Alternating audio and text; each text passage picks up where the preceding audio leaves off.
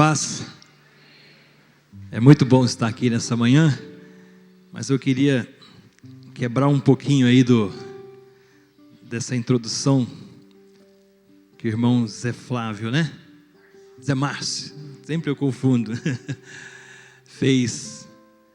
Eu queria que você ficasse um pouquinho de pé. E agora você vai fazer uma coisa que eu acho que você está doido para fazer. Você vai sair um pouco do seu lugar aí, dessa coisa muito formal, vai dar um abraço pelo menos em 5 pessoas. 5 pessoas. Conta aí, 1, 2, 3, 4, 5 pessoas.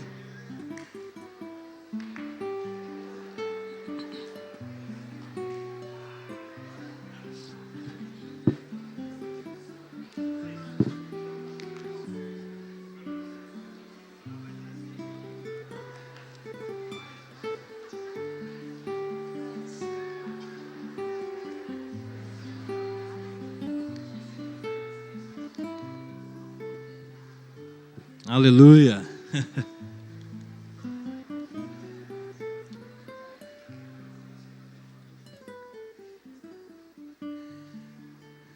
Eu sempre costumo dizer que o brasileiro é diferente. O brasileiro é muito engraçado. Você pede para o brasileiro fazer uma coisa, ele sempre acrescenta mais coisas. Ele não só abraça, conversa, beija, faz tudo, né? O brasileiro é diferente. Eu queria que você abrisse comigo a Bíblia, já que você está de pé aí. E já não é muito costume, né, das igrejas hoje, a gente lê a Bíblia às vezes de pé, e nem textos longos da Bíblia. Mas hoje nós vamos ler 18 versículos aqui, e que eu creio que é muito importante para os dias que nós estamos vivendo. Dias difíceis, dias de muitos desafios, mas dias que estão precedendo a volta de Jesus, o arrebatamento da igreja. Então eu queria que você lesse comigo 1 Tessalonicenses, capítulo 4.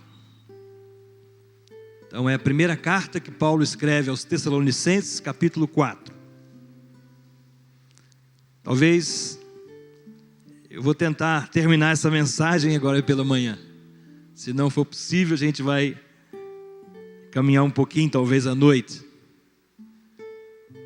Mas o primeiro capítulo, primeira carta de Tessalonicenses, capítulo 4, versículo 1 diz assim: finalmente, irmãos, nós vos rogamos e exortamos no Senhor Jesus que, como de nós recebestes, quanto à maneira porque deveis viver e agradar a Deus, e efetivamente estáis fazendo, continueis progredindo cada vez mais, porque estáis inteirados de quantas instruções vos demos da parte do Senhor Jesus, pois esta é a vontade de Deus, a vossa o quê?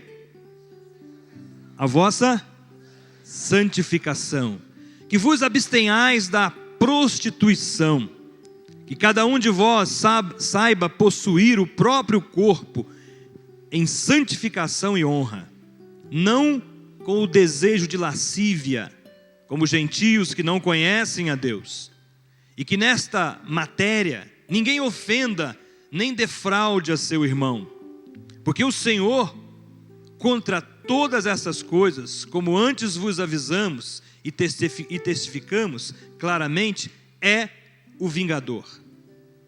Porquanto Deus não nos chamou para a impureza, e sim para a santificação.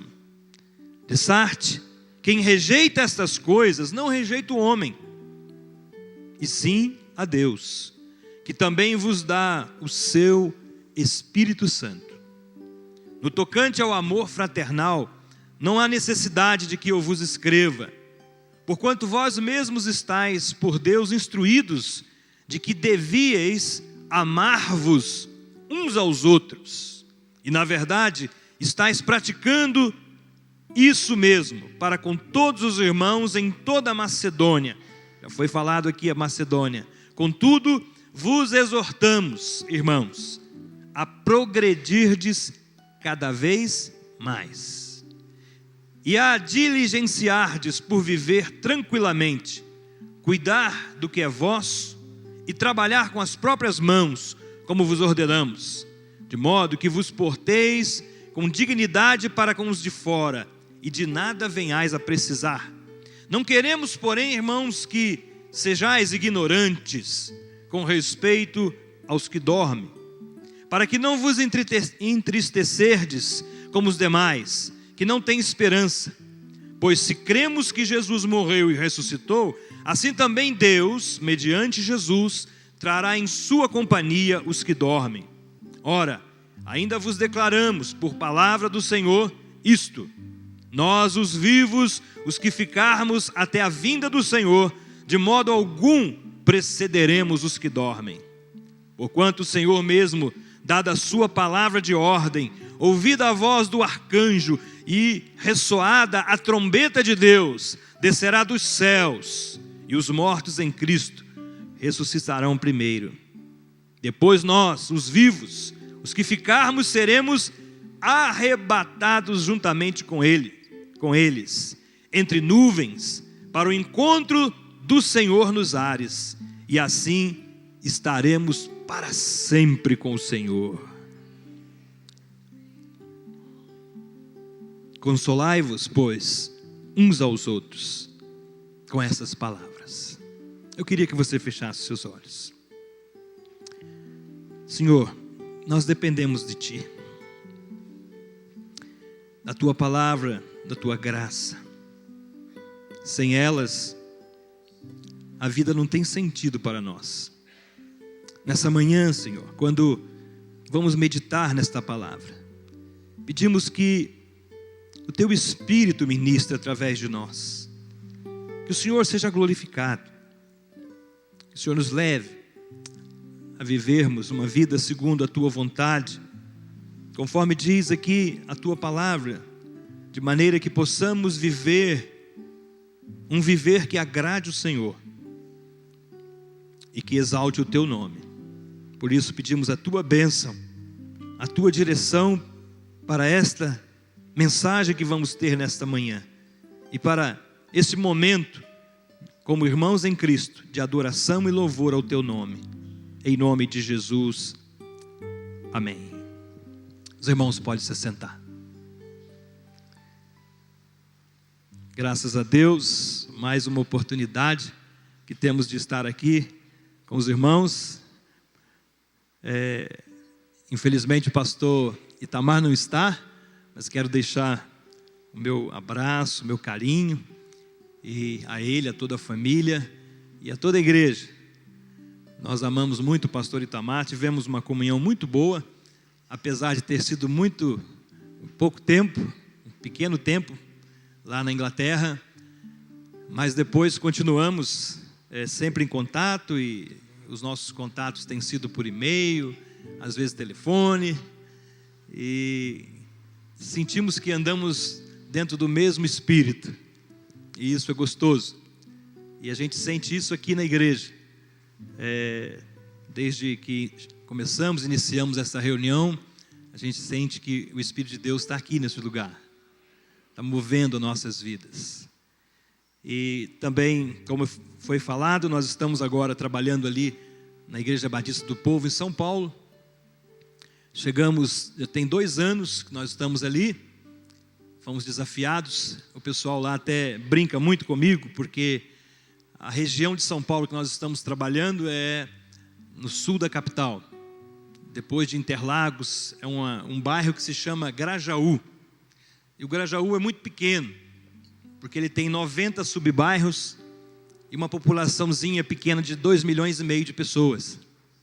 Isso é só o bairro do Grajaú. 2,5 milhões de pessoas, apenas um hospital para atender 2,5 milhões de pessoas. Nós estamos agora fazendo um trabalho lá na capelania do hospital, e a diretora do hospital, ela nos procurou um dia e nos falou: pastor, ore bastante aí com a sua igreja. Ela é espírita, ela não é cristã, e ela pediu para que nós estivéssemos orando, porque ela falou: olha, pastor, a gente vê a necessidade desse povo, é muita gente aqui, e nós não temos condições de atender todo mundo. O hospital ele atende 1.500 pessoas por dia naquela região. Por dia. E as condições para o hospital não são boas. Esse hospital só está de pé porque, em primeiro lugar, um dos hospitais de nome de São Paulo, que é o Albert Einstein, resolveu sustentar aquele hospital, que é o hospital da prefeitura, não é nem do estado, é da prefeitura. E por um tempo o Albert Einstein sustentou aquele hospital, aí depois, não sei o que houve, passou para o Sírio-Libanês. Passou para o Sírio-Libanês, que hoje está com a responsabilidade de continuar sustentando aquele hospital, porque a demanda de pessoas naquela região é muito grande. Então nós estamos ali, Deus nos tirou da cidade de Oxford, na Inglaterra, de 250 mil habitantes, e multiplicou um pouco mais o número, né? Foi para 2,5 milhões. Então realmente o desafio é grande. E ali Deus tem nos abençoado. E é interessante que nesses 2 anos, a nossa igreja iniciou ali. Eu fui um dos fundadores com o pastor Jonas, que é o pastor presidente de toda a denominação. Vim para a inauguração do templo que havia sido construído por um empresário da igreja. E começamos com 16 pessoas ali. E hoje nós, depois de 2 anos, estamos com um grupo de 250. E crescendo muito a igreja. E muito trabalho naquela região, trabalho social, muitas células. Estamos com um projeto de abrir células em todos os subbairros, são 90 subbairros. Já estamos com 22, 24 células por aí. E as coisas estão caminhando, estão crescendo. E eu vejo que Deus está interessado nisso. Deus está interessado em vidas. O único interesse de Deus nessa terra é você e eu. São vidas.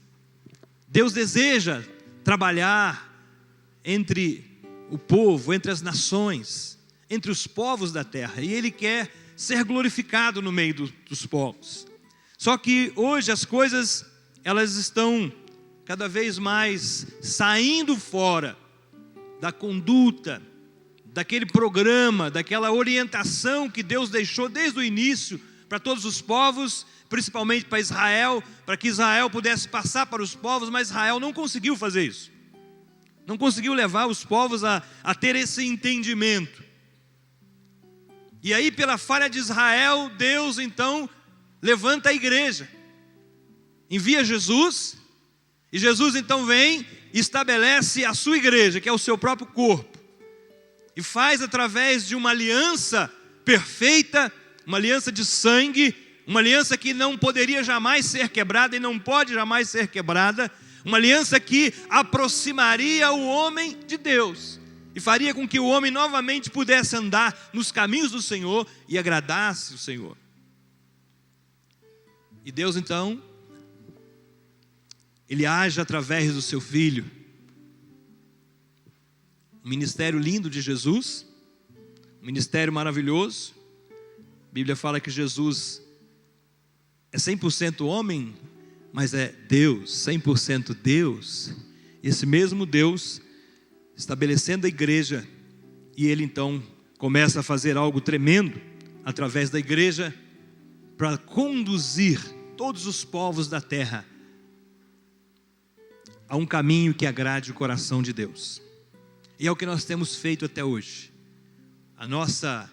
Nosso trabalho, nosso chamamento do Senhor para nós como igreja é alcançarmos todas as nações da terra, levarmos as nações da terra a voltar-se dentro de uma conduta, de uma visão e de uma vida diária que agrade a Deus.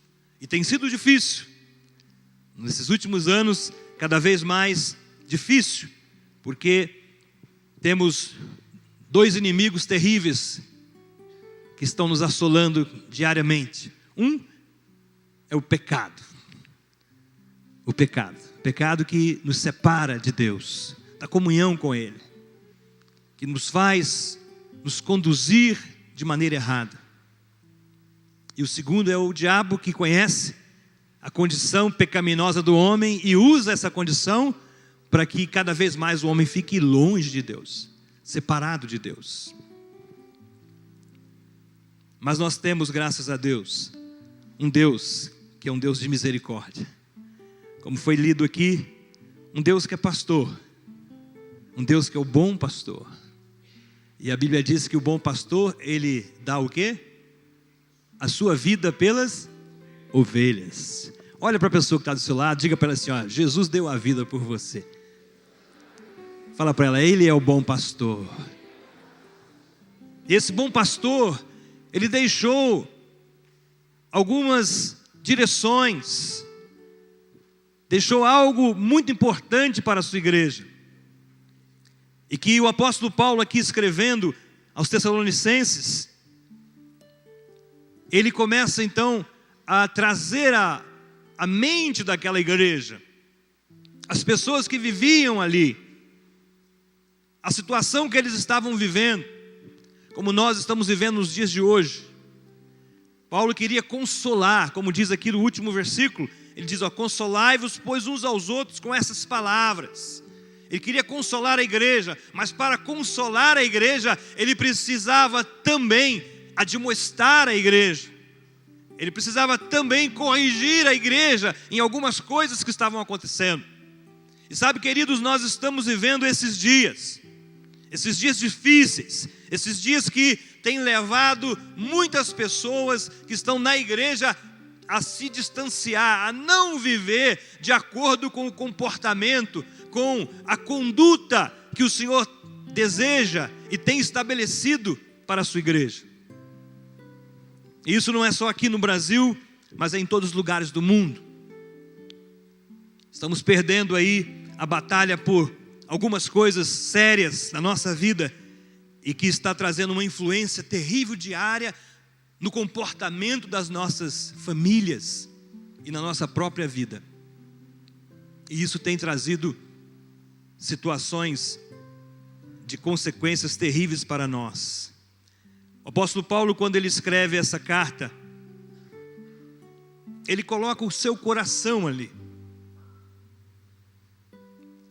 Ele começa a mostrar acerca de algumas situações que preocupam tremendamente o coração de Deus.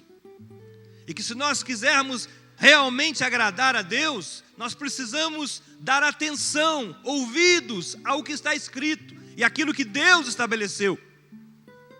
Um dos maiores problemas nossos é que nós entramos pela nossa vida diária, transformamos a nossa vida em coisas corriqueiras, coisas que nós fazemos como hábitos, e muitas das vezes nós até aprendemos aquilo que não deveríamos, e criamos um hábito errado, e precisamos quebrar este hábito errado, precisamos eliminar este hábito errado das nossas vidas.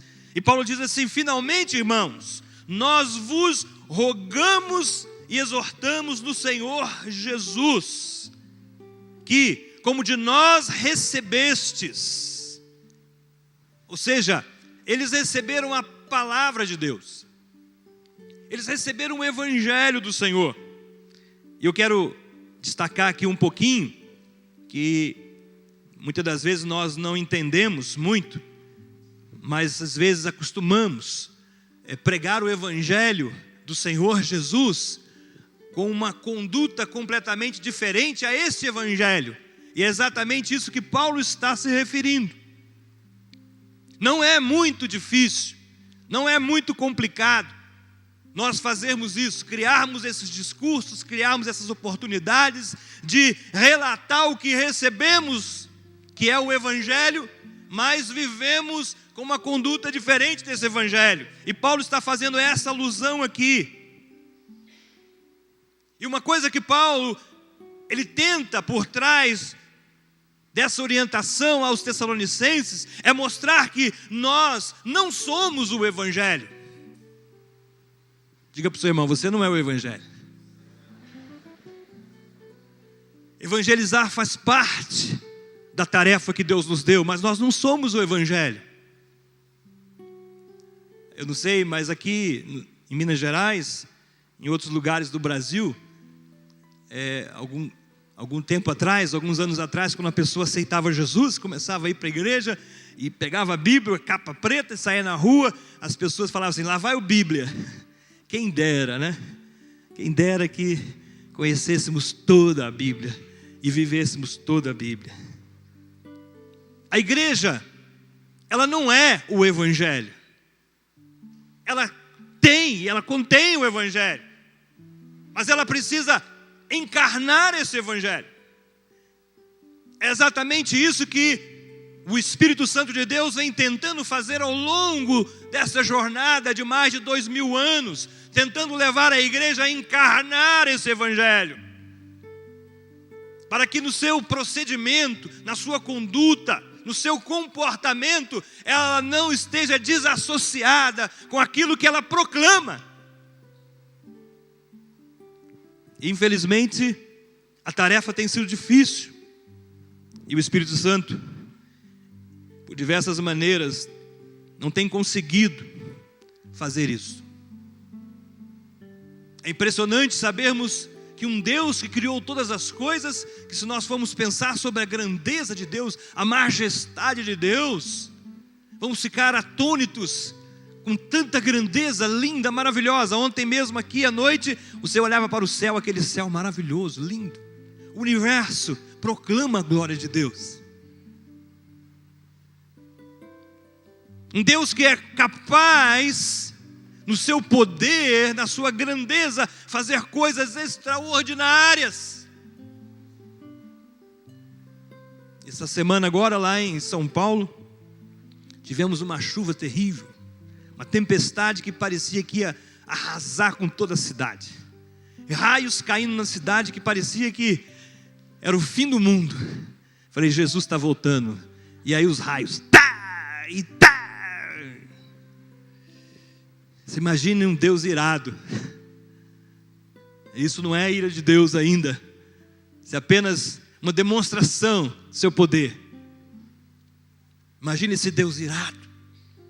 Ou seja, é incontestável falarmos da grandeza e do poder desse Deus. Mas esse grande Deus, esse grande Deus que nós anunciamos, que pregamos, que falamos, ele tem tido dificuldades de chegar no coração do homem e convencê-lo, porque ele adota um princípio na sua própria palavra. Ele é capaz de intervir em todas as situações do universo, mas ele escolheu não intervir no coração do homem. Ele escolheu dar a você e a mim a escolha de querermos ou não fazermos as coisas de Deus ou aquilo que desejamos fazer. Esse grande Deus, esse Senhor de todas as coisas, Ele te deu essa condição, colocou em você. Você hoje pode aceitar ou pode rejeitar aquilo que é de Deus, ou o que você pensa da sua vida, ou coisa semelhante. A igreja, ela não é o Evangelho, mas ela tem um Evangelho. E o Evangelho chegou aos Tessalonicenses com o Evangelho não em palavras. Se você for olhar aí na carta de Tessalonicenses, ele mostra que esse Evangelho chegou lá em primeiro lugar em poder, em segundo lugar em espírito, em terceiro lugar em convicção. Foi da forma como o Evangelho chegou ali, uma certeza absoluta de que Deus realmente é o Deus que veio para trazer a salvação a todos aqueles que creem na mensagem do Evangelho, que creem em Jesus Cristo, que é o Evangelho. E Paulo começa a dizer, e ele pega muito pesado, ele fala: olha, quanto à maneira por que deveis viver e agradar a Deus, efetivamente estáis fazendo, continueis a progredindo cada vez mais, porque estáis inteirados de quantas instruções vos demos da parte do Senhor Jesus. E aí Paulo começa a ser mais específico acerca da maneira como aquele povo estava vivendo e que não poderia viver daquela forma. E ele diz: pois esta é a vontade de Deus. E quando ele começa a explanar sobre a vontade de Deus, a primeira coisa que ele destaca na vontade de Deus é a santificação. A santificação. E exatamente a parte que hoje a igreja tem caído, exatamente aquilo que nós estamos deixando de viver. Hoje nós estamos sendo atacados por Satanás e seus demônios de uma maneira tão sutil, que acabou criando em vários países do mundo, e o Brasil é um dos países que tem vivido sobre isso, tem saído fora, ele não tem se abstido, não há abstinência disso, e a maioria dos países não tem abstinência, que é o que Paulo fala aqui: abstinhais da prostituição. Ou seja, ele fala exatamente um problema sério que estava acontecendo na igreja de Tessalonicenses, e ele fala sobre esse cuidado. E eu queria exatamente pensar com você nesta manhã de domingo, porque é fácil nós virmos para a igreja, ouvirmos tantos sermões bonitos, e muitas das vezes encaixamos coisas boas no nosso viver, mas aquilo que é de essência do Evangelho, aquilo que é algo que não se pode tirar, não tem como viver com Jesus, não tem como viver em relacionamento com Deus, não tem como caminhar com Ele, como nós cantamos aqui: vou seguir os passos de Jesus, sem viver isso. E a igreja tem se distanciado de uma vida de santificação. Há pouco tempo, um pastor americano chamado John Piper, ele apresentou uma pesquisa que eu achei muito interessante. E ele estava falando que existe um perigo extremo na internet hoje, com a questão da pornografia. E ele fala que um dos pesquisadores da Universidade de Princeton, nos Estados Unidos, um homem resolveu fazer uma pesquisa, e ele começou a pensar acerca das pessoas hoje que estão envolvidas na internet e que estão sendo atacadas, e muitas das vezes receberam uma quantidade pornográfica de coisas pela internet, e o que causou na vida dessas pessoas. Além disso, ele mostra que esse sinal de alerta, o efeito que isso traz na mente das pessoas, é que isso provoca um vício. Um vício. As pessoas tornam-se viciadas. E a pesquisa, ela vai abrangendo coisas neurológicas, etc. Mas ela faz questão de mostrar e retratar que aquele vício ataca a mente das pessoas e leva o cérebro humano, que é tão poderoso, a ficar suscetível completamente a esses ataques. E esse cérebro humano passa a sofrer uma dependência terrível. E nessa pesquisa também ele fala que até mesmo esse ataque é muito mais forte do que as substâncias químicas que causam a dependência das drogas, como cocaína ou heroína. Olha só o nível de pesquisa. A situação hoje do ataque na internet com a pornografia na vida das pessoas tem sido algo terrível, muito mais forte do que a dependência química da cocaína ou da heroína. E eles comparam esse estudo sobre uns estudos que fizeram na Universidade de Princeton sobre a questão dessa dependência química da cocaína e também da heroína, e o resultado disso mostra o seguinte: que 1,9 milhões de usuários de heroína nos Estados Unidos, que é o número que eles têm, 1,9 milhões de usuários de heroína nos Estados Unidos, não se compara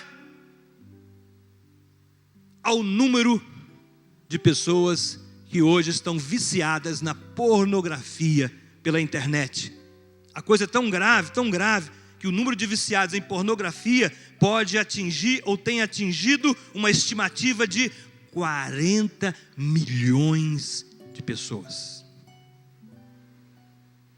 40 milhões de pessoas, ou seja, usuários regulares da internet que estão viciados na pornografia. Queridos, isso é uma pesquisa, mas é um número alarmante. E a pessoa que fez essa pesquisa chama-se Morgan Bennett Witherspoon. E segundo o Bennett, a pornografia faz ultrapassar os limites do nível de dopamina no cérebro. Quem é da área científica aí, quem é médico, não é? Então conhece um pouco sobre isso. Faz ultrapassar os limites do nível de dopamina no cérebro, por conta da sensação de prazer. A dopamina é responsável por transmitir o impulso nervoso que libera algumas substâncias no corpo do ser humano, consideradas viciantes, por conta de sua autodependência, uma vez que é consumida pelo organismo. Olha aqui o que está acontecendo. Olha como Satanás sabe e conhece direitinho o que pode contaminar e prejudicar terrivelmente a vida do ser humano, e principalmente aqueles que conhecem a Deus, a se afastarem de Deus e não viverem na presença de Deus, mas se viciarem. A coisa é tão terrível. Semana passada eu estava atendendo um casal lá da igreja, e um irmão profundamente triste. Eu fui na casa dele, sentei, ele e a esposa falando, e ali ele falou para mim: pastor, a coisa está difícil. Eu falei: o que foi? A minha esposa entrou na internet e começou com uma conversa com uma pessoa, e aquilo foi crescendo diariamente. Ela foi gostando, ao ponto dela se apaixonar pelaquela pessoa. Marcaram um encontro, e ela foi, e se beijaram, e tiveram uma certa intimidade, mas ela, depois que foi cair na real, ela já estava completamente seduzida. Uma pessoa que, os dois eram obreiros da igreja, os dois conhecendo bem Jesus, ou parecendo que conhecia, e foram atingidos pela pornografia na televisão, na internet. Sabe, queridos, Paulo, ele escreve em 1 Coríntios, capítulo 5, ele fala exatamente sobre uma situação de imoralidade que aquela igreja de Corinto estava vivendo. No capítulo 5 de 1 Coríntios, ele menciona algo que é muito forte. E eu queria mencionar isso para os irmãos nessa manhã e fazer alusão sobre isso. Ele diz: geralmente se ouve que há entre vós, isso é para a igreja de Corinto, se ouve que há entre vós imoralidade. Imoralidade tal como nem mesmo entre os gentios, isto é, haver quem se atreva a possuir a mulher do seu próprio pai. Eu queria pensar acerca do que o mundo pensa sobre essa palavra imoralidade. O que significa imoralidade? Se nós olharmos nos dicionários, os dicionários que temos, o dicionário ele traz uma definição de imoralidade. Ele diz que é oposição aos princípios da moral. Aí ele menciona aqui devassidão, desonestidade, indecência. Seu entendimento aí fora do que é imoralidade. Colocou mais ou menos a coisa. Mas para entendermos claramente o que é imoralidade, precisamos entender então o que é moralidade, o que é moral. Aí o nosso dicionário diz assim: moral é o que está de acordo com os bons costumes e regras de conduta. Conjunto de regras de conduta proposto por uma determinada doutrina ou inerente a uma determinada condição. Moral também é classificada como o conjunto dos princípios da honestidade e do pudor. Isso é o que as pessoas pensam aí fora, isso que é definido, é a definição de moralidade e imoralidade. E em conclusão das coisas, imoralidade é a falta de moralidade, é a prática de maus costumes, é o desregramento, é a devassidão e a desonestidade. Isso aí é o que eles entendem como imoralidade. Mas para nós, o entendimento de imoralidade é um pouquinho diferente. A Bíblia fala sobre imoralidade. Essa palavra imoralidade, ela é uma palavra grega, significa porneia, da onde vem pornografia. Porneia, pornografia. O nosso português é baseado no grego, ele vem todo do grego, com algumas coisas que depois foram acrescentando aí, mas ele é baseado, basicamente vem do grego. E essa imoralidade que a Bíblia fala, não está ligada a isso que o nosso dicionário, como diz meu pai, dizia que é o pai dos burros, ele diz para a sociedade, a nossa sociedade brasileira, a imoralidade, o que a Bíblia fala sobre moralidade, está ligado à relação sexual ilícita, está ligado ao adultério, à fornicação, está ligado ao homossexualismo, ao lesbianismo, uma relação sexual até mesmo entre animais, é a relação sexual entre parentes próximos e tantas outras coisas assim. Ou seja, está ligado a uma atividade sexual. É a palavra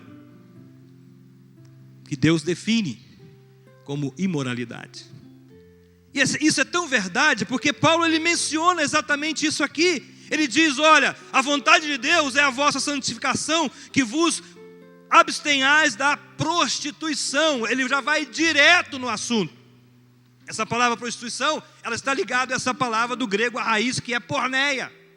Pornografia, prostituição, está tudo ligado ali. Infelizmente hoje nós estamos perdendo a guerra para o sexo. Eu não sei se os irmãos estão percebendo, hoje o nosso país, ele existe algo que é muito forte, se chama sensualismo. Aonde você vai, você sente aquela presença sensual. O diabo hoje tem usado a figura feminina para destruir princípios de conduta que o Espírito Santo vem ao longo de todos esses anos tentando imprimir no coração dos homens e das mulheres. Mas infelizmente o diabo está tendo uma grande vantagem. Ele se deu bem aqui no Brasil, e ele tem se dado bem porque ele tem encontrado oportunidades maravilhosas. Como por exemplo, ao longo de tantos anos aí, aos 40 anos aí, ele vem usando uma rede de televisão chamada Rede Globo.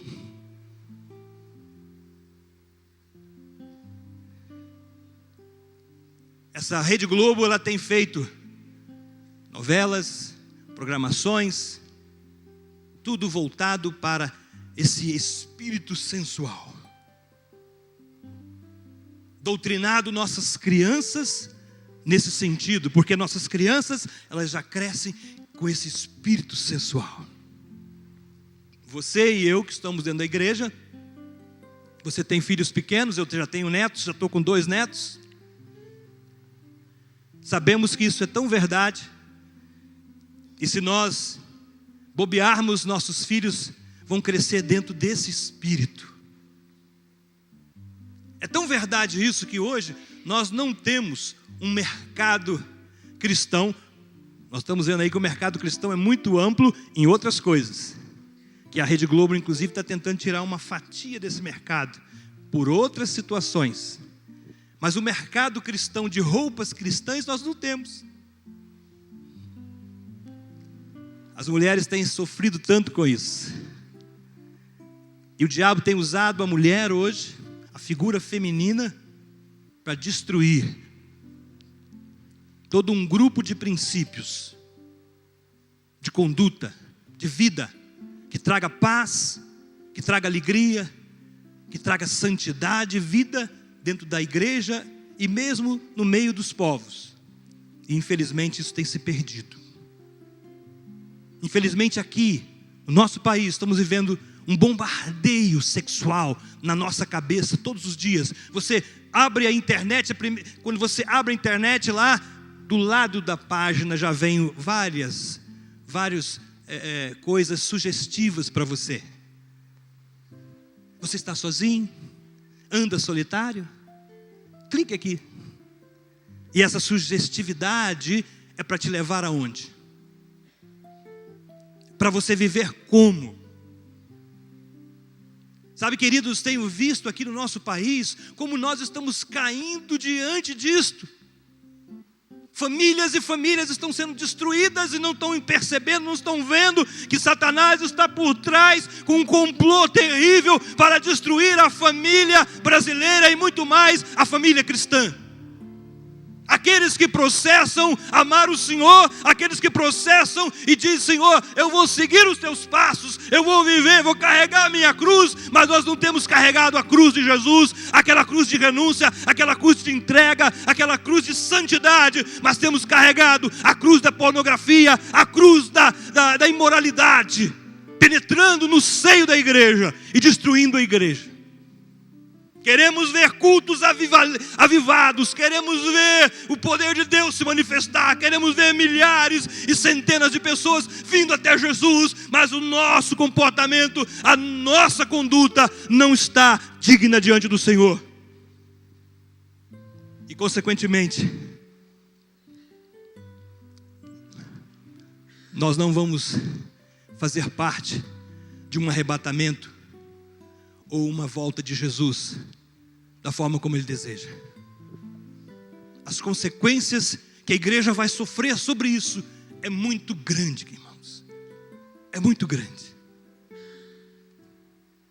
Todos os dias estamos assolados aí com essa prática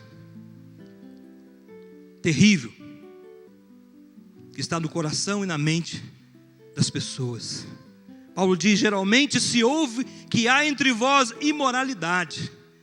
Imoralidade tal que nem mesmo entre os gentios tem coisa semelhante.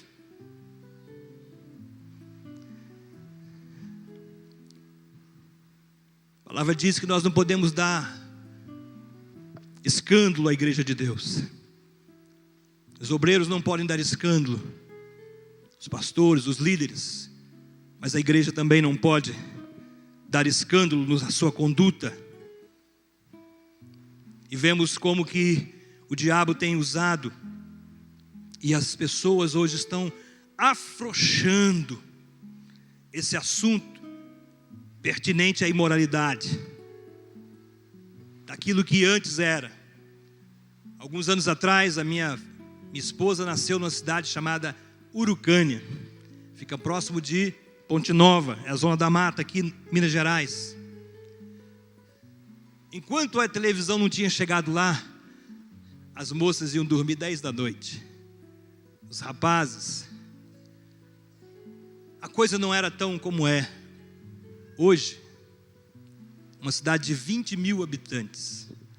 É uma situação terrível.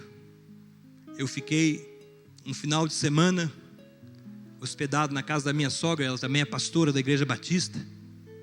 Eu não pude dormir, porque o clube de frente, a noite inteira, aquela gritaria, jovens de tudo que era lugar da região, na praça, tomando drogas, fumando maconha, cocaína.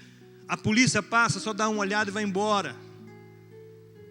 Eu tive que levantar porque eu parei o meu carro, estacionei em frente à casa da minha sogra, e tem 2 andares, eu estou em cima, no quarto de cima, aí eu olhei, e lá tinha 3 ou 4 jovens, 2 moças, 2 rapazes, fumando maconha, tomando droga ali.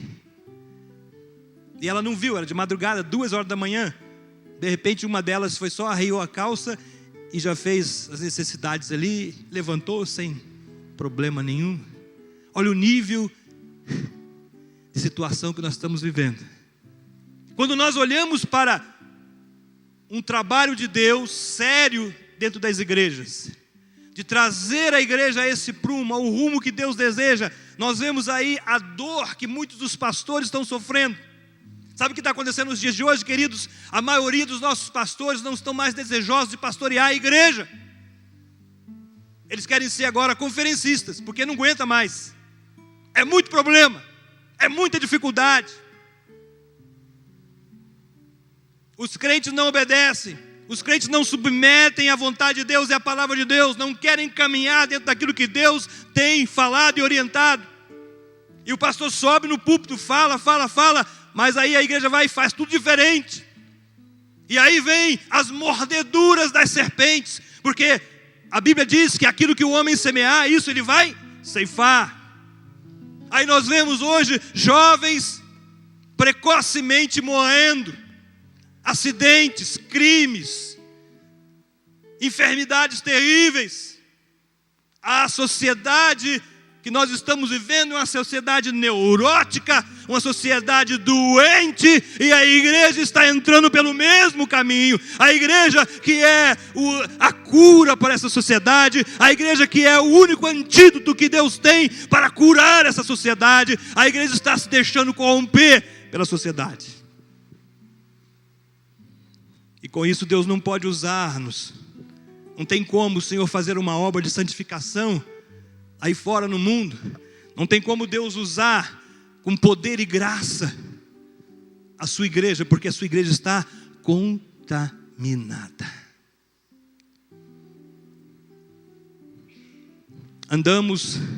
Proclamamos que estamos vivendo em amor, mas na verdade não praticamos o primeiro amor que a Bíblia nos chama e nos dá uma ordem para praticar, que era amar a Deus sobre todas as coisas. Amarás, pois, o Senhor teu Deus de todo o teu coração, de toda a tua alma, de todo o teu entendimento, de todas as tuas forças.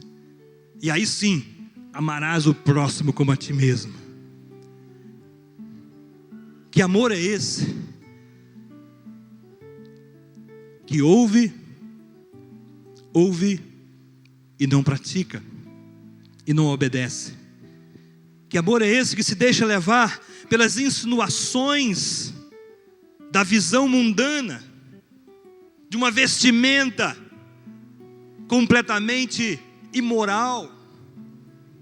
Temos visto os homens sendo seduzidos dentro das igrejas, pelas vestimentas das irmãs. Muitas pessoas falam assim: mas antigamente a igreja Assembleia de Deus, ou a igreja pentecostal, tal, falava muito de usos e costumes, e isso não é nosso foco, realmente não é o nosso enfoque. Mas o nosso enfoque é de dentro para fora, e certamente quando Deus limpa dentro, Ele santifica dentro, a nossa vida por fora também mostra que nós somos santificados. Mas nos dias de hoje, nós estamos perdendo essa batalha. Estamos perdendo essa batalha por um comércio difundido, de uma visão de marketing fortíssima. O que interessa é vender, o que interessa é ganhar dinheiro. Por trás está tudo isso, esse interesse satânico satânico, maligno, para destruir o seu pudor, destruir a sua vida moral, destruir aquilo que Deus criou para você e tem te dado para você preservar, para que você seja, como a Bíblia diz aqui em Tessalonicenses, Paulo diz que até a vinda do Senhor, seu espírito, alma e corpo sejam plenamente conservados, irrepreensíveis até a volta do Senhor. É o que está escrito. Nós estamos perdendo nessa batalha da ganância. Tudo isso está envolvido, talvez eu vou falar um pouco mais sobre isso à noite. O dinheiro. Porque o dinheiro não é dinheiro, o dinheiro se chama Mamon. Mamon é um Deus, e muitas pessoas estão hoje adorando o Mamon, se curvando a ele. Perdem o que mais precioso Deus deixou na vida deles, que se chama dignidade. As pessoas estão perdendo a dignidade porque estão servindo a Mamon, e preferem servir a Mamon, perder a dignidade, do que ser santo e digno para um Deus que conhece todas as coisas e sabe que o final de tudo isso vai ser uma tristeza muito grande. Nós sabemos pela Bíblia, Sodoma e Gomorra, a Bíblia diz que Deus levou um juízo sobre aquelas duas cidades. A Bíblia fala que desceu fogo do céu, consumiu aquelas cidades. Inclusive, uma que pertencia ao povo de Deus, que era a esposa de Ló, olhou para trás, o coração estava pegado, talvez o shopping de Sodoma, mas estava pegado lá. E a Bíblia diz que quando ela olhou para trás, virou uma estátua de sal. Perdeu de obedecer a Jesus, perdeu de obedecer a Deus, perdeu de ser fiel e leal a esse que é fiel e leal a você e a mim. Quando você está doente, quando você está em dificuldade, você corre a Ele, e Ele está ali para te abençoar, para guardar, sustentar você, te dar a bênção dEle.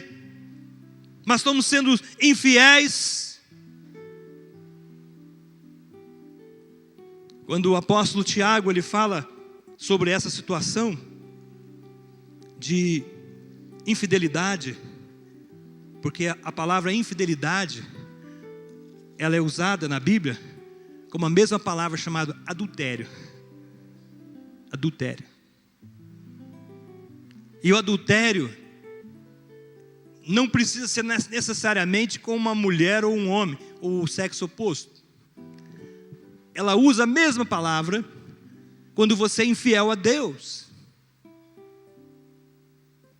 É a mesma palavra quando você não consegue mais se relacionar com Deus de maneira livre, de maneira justa, de maneira agradável, e você começa a traí-lo com outros deuses e com outras coisas. Ele usa exatamente essa palavra, adultério. É a infidelidade que nós temos diante do nosso Deus. E é interessante que muitas das vezes nós estamos praticando isso e não estamos percebendo.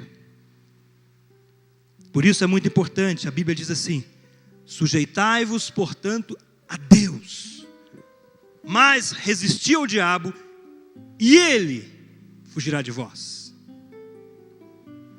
Aí o apóstolo Tiago chega a dizer: infiéis, não compreendeis que a amizade do mundo é inimiga de Deus? Aquele, pois, que quiser ser amigo do mundo, constitui-se inimigo de Deus. Pergunta para o seu irmão: você é amigo ou é inimigo de Deus?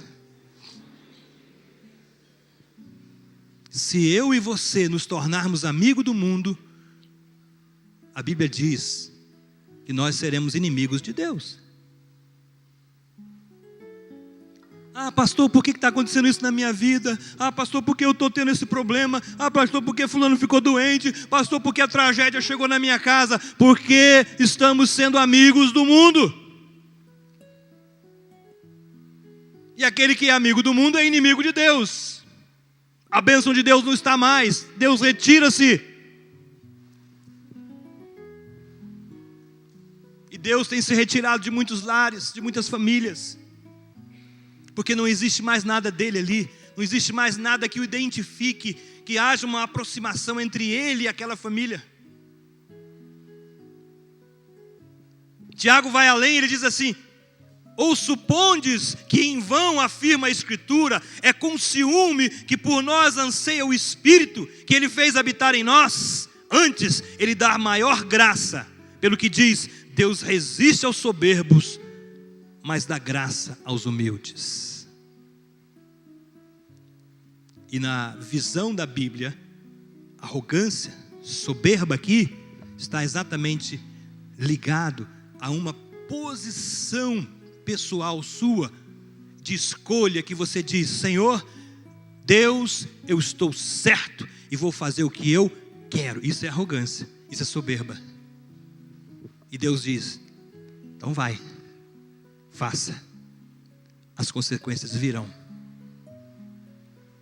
Este ano, todos os anos lá na nossa igreja, é uma igreja jovem ainda, 2 anos, mas já o 2º ano nós estamos com o mesmo projeto de ler a Bíblia toda em 6 meses. Começamos agora dia 1º de janeiro, e vamos até o dia 3 de julho. Vamos ler 6 meses a Bíblia toda, 7 capítulos por dia, lendo a Bíblia toda. E se você pegar o Pentateuco, os 5 primeiros livros da Bíblia, você vai ver ali uma trajetória do povo de Israel, que Deus usa Moisés para tirá-lo ali do Egito, uma nação pagã, uma nação que tinha costumes e coisas ruins, que não glorificavam a Deus, outros deuses, tantas coisas, e Deus então arranca o povo de Israel dali do meio, exatamente para protegê-lo, para fazer um povo santo, um povo que viesse a ser testemunha de todas as nações, exemplo para todas as nações. E Deus arranca através com Moisés, tira aquela nação. Só que o povo, quando sai dali, o povo sai contaminado. Querido, esse é o maior problema que nós enfrentamos. Muitas das vezes nós estamos contaminados e nem sabemos. Quando apoiamos atitudes lá fora que o mundo está apoiando, quando às vezes estamos contra uma palavra do pastor, do líder da igreja, que é bíblica, e que muitas das vezes está dando a direção para nós, e a gente, já o nosso coração tem aquela repulsa de primeiro momento. Sabe por quê? Exatamente porque se nós andarmos na carne, nós não temos comunhão em espírito. A carne milita contra o espírito, e o espírito contra a carne, e eles não têm condições de caminharem juntos, mas eles caminham juntos em nós. Se você alimentar a carne, certamente essa luta do espírito contra a carne vai ser intensa na sua vida.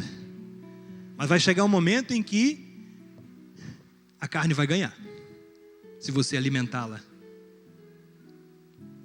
E a Bíblia diz: se pelo espírito mortificardes as obras da carne, vivereis. Só tem uma maneira de você viver em Cristo e ser participante do reino de Deus, que eu acredito que você quer ir, como Paulo diz aqui em Tessalonicenses, eu acredito que você quer ir ter um encontro com Jesus no céu. Você quer? Paulo está dizendo aqui: olha, eu quero que você se console com esta palavra, e que depois nós, os que estamos vivos aqui e ficarmos aqui, seremos arrebatados. Olha para o seu irmão, diga para ele: você vai ser arrebatado. Se não morrer, você vai ser arrebatado. Se morrer, você vai ressuscitar. Mas para isso, você tem que andar dentro da conduta que Deus determinou para você, quanto à maneira por que deveis viver e agradar a Deus, efetivamente fazendo estas coisas. Continueis progredindo nelas cada vez mais. Será que nós estamos progredindo nisso? Numa vida de santificação? Será que estamos progredindo em caminharmos juntos com o nosso irmão, nossa irmã? Será que aquilo que nós estamos vivendo dentro da igreja, de relacionamento, está de acordo com os princípios de santidade que Deus tem estabelecido para nós como filhos de Deus? Ou será que nós estamos criando situações uns para os outros? E muitas das vezes até sendo usados pelo diabo para levarmos outros a cair, a se prostituir, a se enganar, a viver longe e fora da vontade de Deus.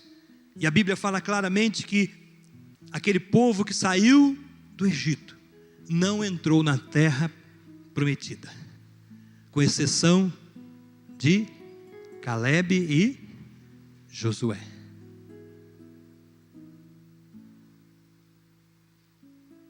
Um povo extremamente, a Bíblia diz, só em sair do Egito, quando foi feito o censo, tinha mais de 600 mil homens. Mais de 600 mil homens. Só Josué e Calebe. Nem Moisés entrou. Porque também fez aquilo que Deus não pediu. Quando Deus mandou ele falar a rocha, e ele bateu na rocha, e por causa daquilo ali, custou a entrada dele na terra prometida.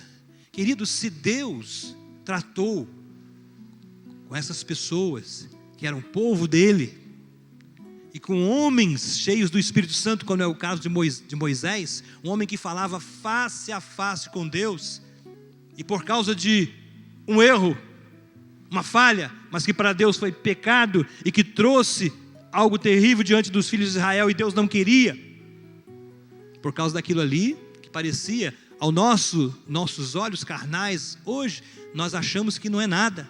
Aliás, esse é o nosso grande problema. Caminhamos fazendo coisas que Deus não se agrada, porque achamos que não é nada. Não tem problema isso aqui, não tem problema aquilo ali, não é? Aquela televisãozinha, aquela internetzinha, quem sabe vou só matar a curiosidade aqui, nesse clique aqui, tá, dum. E aquilo que nós achamos que é pequenininho, e que não vai causar efeito nenhum, são aqueles que causam um efeito terrível na nossa vida, e nos afastam de Deus, da sua palavra, e de uma vida de santidade e entrega ao Senhor. Eu queria que você ficasse de pé. Eu queria que você ficasse de pé. Eu queria que nós cantássemos aquela música novamente, Vou Seguindo os Passos de Jesus.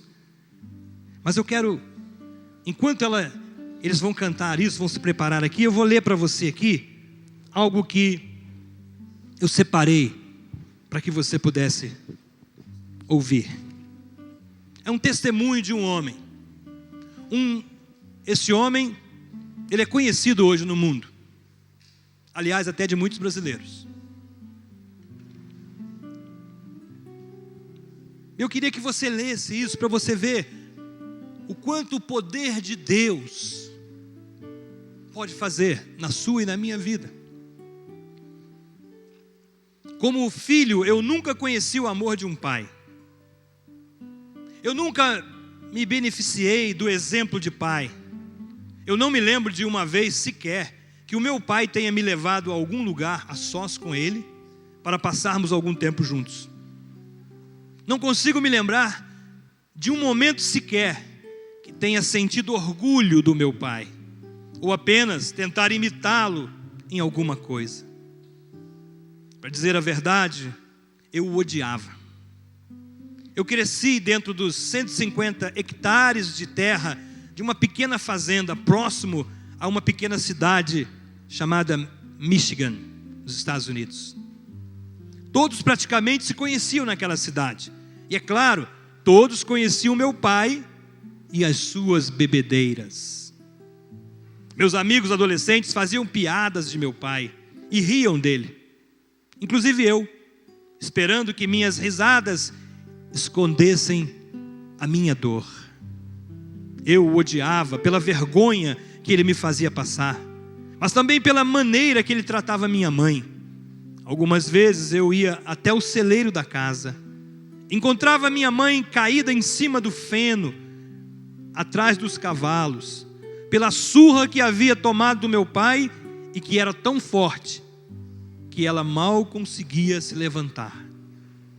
Muitas vezes, quando meu pai chegava em casa completamente bêbado, eu o levava para o celeiro e lá o amarrava com algumas cordas e deixava-o lá para dormir aquela noite.